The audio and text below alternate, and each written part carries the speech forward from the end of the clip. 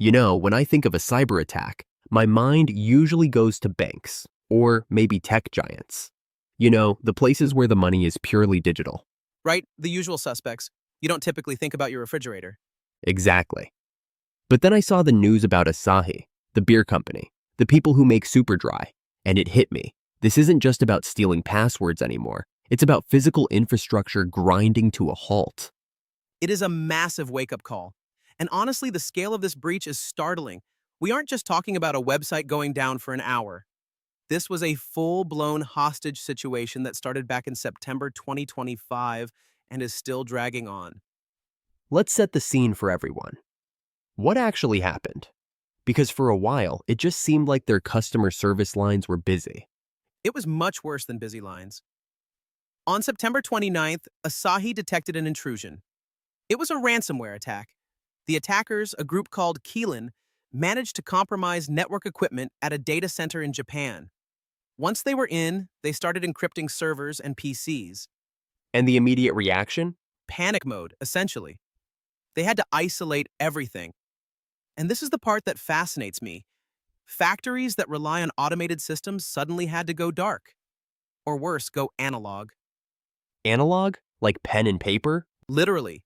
They had to switch to manual processing to keep shipments moving. Imagine a company of that size, a global beverage giant, trying to manage logistics without their central nervous system. It caused massive delays.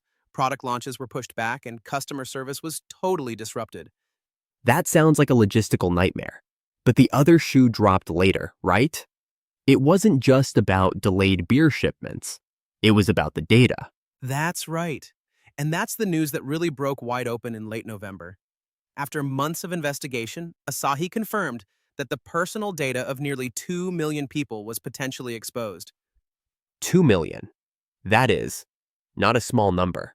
It's huge, specifically about 1.94 million individuals. And the breakdown is interesting. About 1.5 million of those were customers, people who had just contacted customer service for Asahi breweries, soft drinks, or their food group. So if I called to complain about a flat soda or ask about an allergen, my data is now on a hacker's hard drive. Potentially, yes. We're talking names, phone numbers, physical addresses, dates of birth, and email addresses. Please tell me they didn't get credit card info. That is the one silver lining here. Asahi has been very clear. No credit card information was compromised.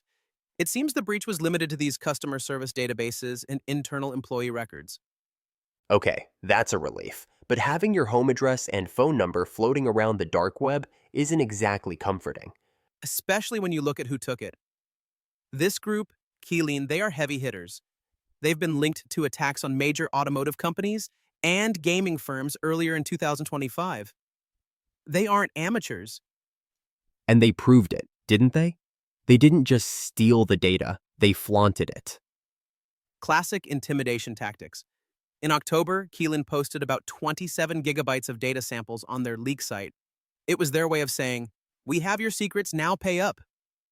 That brings us to the million-dollar question, or probably the multi-million-dollar question. Did Asahi pay? They did not. And I have to give them credit here. It's a high-stakes game of chicken, and Asahi held the line.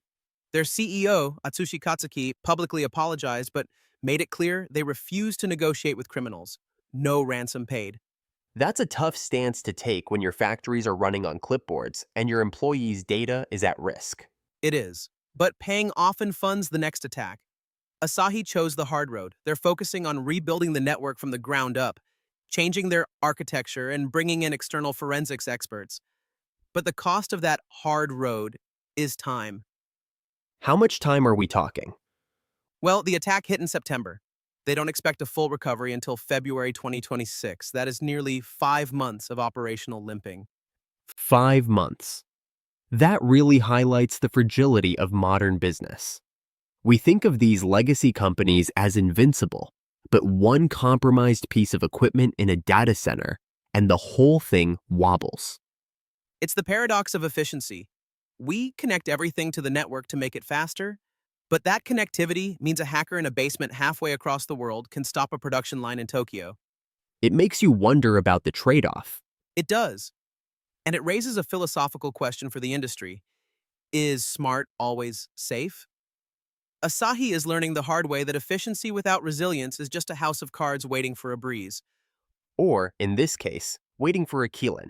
So, for the listeners who might have called Asahi customer service in the last few years, what now? Vigilance. Asahi is notifying everyone affected, but the data is out there. Watch out for phishing emails, targeted scams, the usual fallout. It's a sobering reminder. Even if you're just buying a beer, you're part of the data ecosystem. Absolutely. There is no such thing as an offline consumer anymore. Well, on that cheerful note, we'll wrap it up. A huge thank you to everyone listening. Stay safe, keep your data locked down, and maybe pour one out for the IT team at Asahi. They've got a long winter ahead. They certainly do.